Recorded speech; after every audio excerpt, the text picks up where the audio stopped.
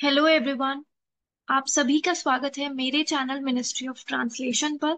आज हम बात करने वाले हैं जो एनबीएस के द्वारा वैकेंसी आई थी ट्रांसलेटर ऑफिसर्स की, उसके एक्सपेक्टेड डेट्स के बारे में कि इसके एग्जाम के एक्सपेक्टेड डेट्स क्या हो सकते हैं। तो जैसा कि आपको पता है कि ये जो एग्जाम है वो एनटीए के द्वारा कंडक्ट किया जा रहा है। एनटीए यानी कि नेशनल टेस्टिंग एजेंसी के द्वारा। और जो ये एजेंसी है ये अपने एग्जामिनेशन टाइम पर ही कंडक्ट करवा लेती है, तो आपका एग्जामिनेशन भी बहुत ज्यादा देर से नहीं होगा या फिर बहुत ज्यादा उसमें टाइम नहीं लगेगा। बट इस साल जो कि आपको पता है कि इलेक्शन का साल है, तो और इलेक्शन का टाइम भी आ ही गया है, तो आप सभी को पता है कि एसएससी के भी जो एग्जाम्स हैं वो पोस्टपोन्ड हुए हैं। तो हम देख लेते हैं कि एसएससी की एग्जाम डेट्स कितनी पोस्टपोन हुई है। तो एसएससी का जो लास्ट एग्जाम हमको दिखा रहा है वो यहाँ पर 12 जुलाई।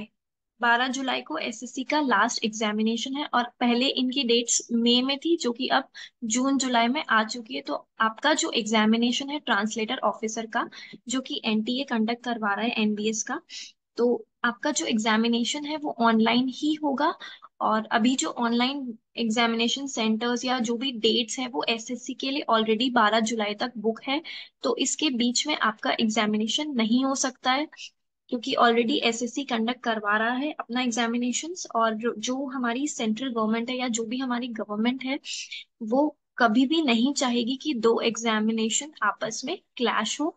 तो आपका एग्जाम 12 जुलाई के बाद ही होने की संभावनाएं हैं। अब हम डेट्स की और देख लेते हैं कि कौन कौन सी वो डेट्स हैं जिनके बीच में आपके एग्जामिनेशंस कंडक्ट हो सकता है।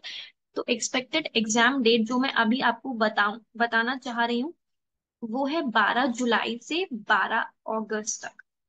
तो ये आपकी एक्सपेक्टेड एग्जाम डेट्स हो सकती है, मतलब आपके पास अभी 2 महीने या 2 से ढाई महीने तक का आपके पास यहाँ पर टाइम है प्रिपरेशन के लिए। इस बीच में आप अपनी प्रिपरेशन अच्छे से कर सकते हैं।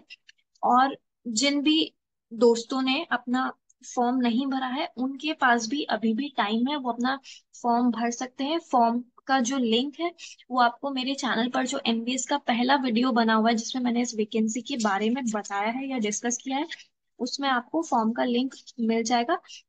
आप वहां से जाकर अपना फॉर्म भी भर सकते हैं और आप अपनी प्रिपरेशन प्लीज अच्छे से करिए, बहुत ज्यादा आपके पास टाइम है। आपका जो इसमें डिस्क्रिप्टिव कोई पेपर नहीं है, एक ही एग्जामिनेशन है। और जो आपका डिस्क्रिप्टिव पेपर मतलब जो आपका एमसीक्यू वाला एग्जाम है, डिस्क्रिप्टिव तो उसमें है ही नहीं। और जो आपका एमसीक्यू वाला जो एग्जाम है उसमें ट्रांसलेशन भी अगर आएगा तो उसमें भी ऑप्शंस दिए जाएंगे। मैं आपको एक जो सैम्पल पेपर है इसका दिखा दूंगी जो प्रीवियस ईयर का हुआ था। हालांकि उस पेपर का जो पैटर्न है वो थोड़ा सा चेंज है इस बार जो पैटर्न आएगा उससे। बट फिर भी हम एक बार ट्रांसलेशन के जो क्वेश्चंस है वो देख लेंगे कि कैसे कैसे ऑप्शंस आएंगे और आपको कैसे कैसे उसमें सही को चुनना है। ठीक है। तो आप अपनी प्रिपरेशन अच्छे से करिए। आपकी एग्जाम डेट जो एक्सपेक्टेड है वो एसएससी के एग्जाम्स के बाद ही होगा। और टाइम पे आपके एग्जाम्स हो जाने चाहिए ऐसी हम सोच रहे हैं। और आप अपनी प्रिपरेशन चालू रखिए। आपको बाकी फर्दर जो भी अपडेट्स है वो मैं दे दूंगी। जैसी कोई फर्दर अपडेट्स आती है वो अपडेट सारी आपको मिल जाएंगी।